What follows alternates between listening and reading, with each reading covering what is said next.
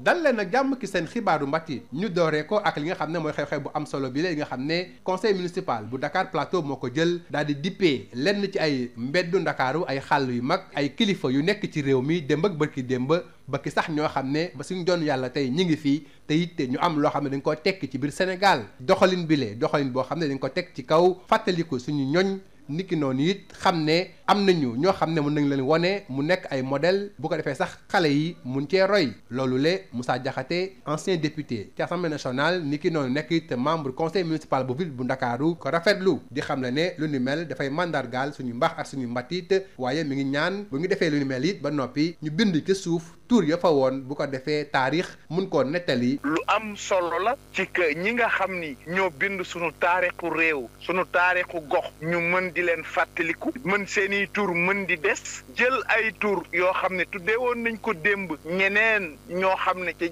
jamono joojee ñoo gënoon ràññeeku naam bonul waaye fexe ba mag ñi nga xam ni ñoom ñoo bind taarixu dëkk bi seeni tur mën a fes mu ak ndonn ku gone yi mën a yor mën lawaaleeg moom da ciy am solo lool moo tax ma ni histoire la moo tax ma ni symbole la waaye c'est une manière yoon la itam pour kañ mag ñi nga xam ne defoon na fi lu baax su ko defee xale yi mën cee roy xam ni ñoom itam bu ëllëgee bu nu tëggee seen réew am nu nu doxalee ci seen doxalin ëllëg mën naa am ñu tuddee leen ni mel dina luy ñaax xale yi la ñu jub rafetal liggéey ba bu ëllëgee ñu am dégg daal yi bañ ma leen tuddee ay yoon waaye itam yoon la ngir que ñu bañ a fàtte sunu ay mag lu baax la lu am solo la lu ñuy rafetlu la ndax gox bu nekk daa am histoire am te histoire yi muru bañ a dem yi ni mel dina tax ñu bàyyi ko fi abadan. waaw la woon moom kenn mënu koo faase ndax ni nga ko waxee réew mu mel ni France bu ñu tuddee turin bu bees turu njëkk wa dañ koy bind ci suuf bàyyi ko fa ma ni bonul ñu def ko ngir histoire bañ a réer ndax ku xamul fa mu jógee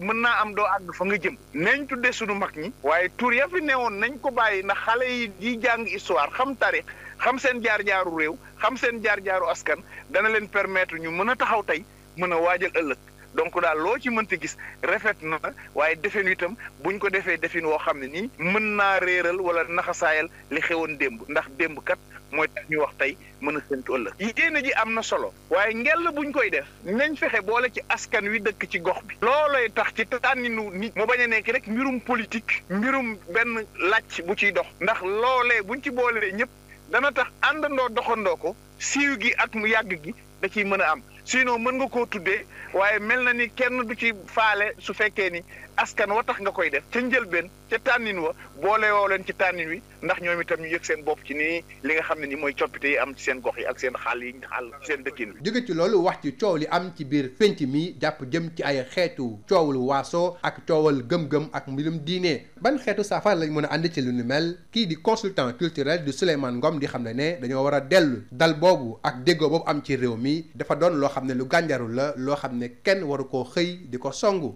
ndax mën naa nasaxal kenn réew mi ba moo tax muy xam ne war nañu it gën a jàngale ci biir l'école yi lan moo ñu boole ñun waa réewu Sénégal jaaree ko ci suñu mbatit bu ko defee ñu mën a sàmm suñu réew nañu ko déglu Souleymane Ngom mu andi ci ay leeral. li ñuy wax ci wolof naan kuy dem ba xamatoo foo jëm na nga dellu fa nga jóge man de dama tiit dama jaaxle dama am njaqare ci Sénégalu tey bii suñu mel nii de réew mi dañ ko defaroon jox ñu ko suñu maam yi fi newoon ñu tedd ñi fi newoon muy ñoom Cheikh Ahmadou Bamba Cheikh Sadibou ñoom Alaaji Malick ñoom ñëpp ñu baax ñooñu dañoo ñaanal réew mi teg réew mi ci yoon ñu aadoo ay jikko yu baax waaye tey jii de dafa mel ni loolu lépp a ngi naax saay man de dama jaaxle lool te li koy faj amul ma dem te dikk nit ñi dañ leen war a yaraat parce que ñàkk yar bi ñàkk discipline bi maa tey bi dafa bari ci réew mi dañu war a tabax doomu aadama ak ay valeur il faut ñu waxtaan ci valeur yooyu lan mooy suñu valeur suñu sénégalais tey ak ëllëg surtout sénégalais ëllëg nan la war a mel il faut ñu waxtaanee ko Sénégal dañ dul waxtaan lu bëri dañ dul waxtaan Senghor de daan na wax ne le Sénégal est un pays de dialogue maanaam waxtaan mooy lal lépp waaye suñu ne waxtaan ñu ne politique di xiiroo di ŋaayoo di wax wax ñàkk fayda ba ay nit ñëw di dal ci ay waaso di dal ci ay ethnie di dal ci ay kilifa yu kii ku dal ci kaw Pape Makhtar Kébé mais dal nga ci Sénégal parce que ku baax rek la lu rafet rek lay def jàngalekat la éducateur la nitu diine la kooku dal ci moom tooñ nga Sénégal waxuma moom nga tooñ mais Sénégal nga tooñ ak foo munti bokk nag Haalpulaar nous sommes leurs cousins mais ku dal ci ñoom dal nga ci séeréer dal nga ci joola dal nga ci lébu dal nga ci saraxule dal Sénégal yëpp ma ne il faut nit ñi delloosiwaat seen xel il faut ñu delloosiwaat seen xel fi ñu jëm sampul kër de réew mii il faut ñu ñu sàmm ko te gis nga du am rek ay dafa réew mi ay am dugal sa loxo sa poos mu fees dala xaalis ñu ne yaay du loolu li ngay lamboo ci ay valeur da ngay wuyoo di wax dëgg di def lu baax di def lu rafet di sàmm sa digganteeg doomu aadama di moytu di maandu loolu moo fi manqué il faut ñu def ay assises yoo xam ne nguur gi moo koy soo koy da jël initiative ñu dajale ñëpp waxtaan ci loo xam ne dafay tegaat réew mi ci yoon réew mi dama ne ñàkk na kilifa de duma ko wax ñu am fayda ñoo fi nekk waaye nag il faut ñu toog waxtaan suñu biir ak niveau mu munti doon mosoon nañ fi waxtaan charte culturelle de 83 à 88 ba ci village yi dañ doon waxtaanee charte culturelle mais nañu dellu si waxtaan yooyu et selon bu ñu munti nekk ci biir école ci université yi ci centre de formation yi ci cercle de jeunesse yi fu munti doon nañ toog waxtaan nañu def ndànk nañu def attention parce que ñun réew mi yàlla daf ñoo bëgg de Sénégal nañu fonk suñu bopp de ñu ngi réere mbir ne réew mi am na fu muy dem dootul kii de dañuy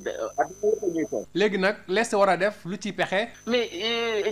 jàngale jikko yu baax yi mais jikko yu baax yi dafa mus a nekk fii musu fi jóg am na ñoo xam ne dañoo ne crise de valeur mu am ñeneen ñoo xam ne crise de valeur amul crise de comportement moo am mooy jikko ji bon yi ñuy kii doxalin bu bon li am bañ a xam ni wax dañ koy wadd noonu la làmmiñ fii tamit dañ koy wadd il faut ñu yaraat nit ñi fu ñu munti nekk ci biir kër yi ci mbedd mi partout ñu yar leen état jël disposition ba pare xoolaat programme yi jàngale ci école yi tamit ñu delloo si suñu jikko parce que nit lu muy wut ci société bu àll rek mooy nite li ñu wax nite waxuma nit kese ne nite et c'est important. fii la ñu ndar keppee seen xibaaru mbatit jërë ngeen jëf ci déglu bi.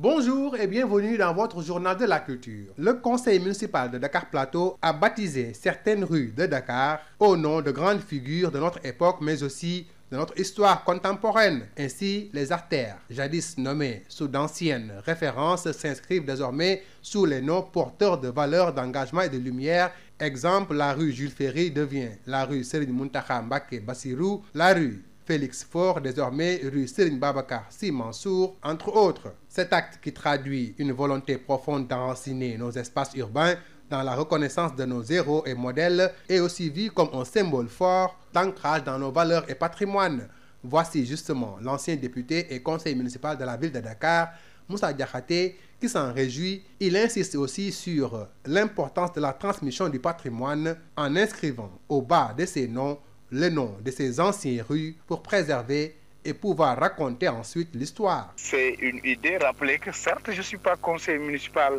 à la commune, mais au niveau de la ville, comme vous l'avez si bien dit. Mais ce qui est important, c'est la dimension symbolique et patrimoine. On se réapproprie notre histoire. On est dans tout ce qui nous reste comme vestige du colonialisme doit pouvoir sauter. Nous devons réinventer notre citoyenneté. Ces rues doivent porter les noms de nos aïeux pour permettre à la jeunesse de rester enracinée, mais aussi de fixer l'histoire et le patrimoine. C'est une dimension symbolique à un moment où on parle de souverainisme, où on parle de patriotisme. C'est important que l'environnement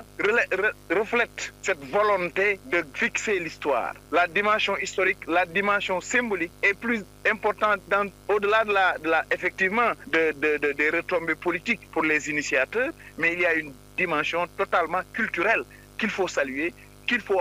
accompagner. Mais aussi pour que cela puisse avoir une adhésion populaire des masses, que ça ne soit pas juste un appel administratif, que les noms choisis puissent être discutés dans nos quartiers afin qu'on puisse tous ensemble porter cette dynamique de rebaptisation de nos rues à l'image de nos personnalités sénégalaises qui ont marqué notre histoire et par rapport même à la localité. C'est une excellente chose à encourager. Oui, à l'image de la France, où même si on change des rues, on garde l'ancien nom. Ça, c'est l'histoire. Ça, c'est pour l'histoire. C'est important aussi de ne pas tout effacer parce que l'histoire nous permet de nous repositionner, de mieux comprendre le présent pour se jeter sur le futur. Oui, changeons les noms, mais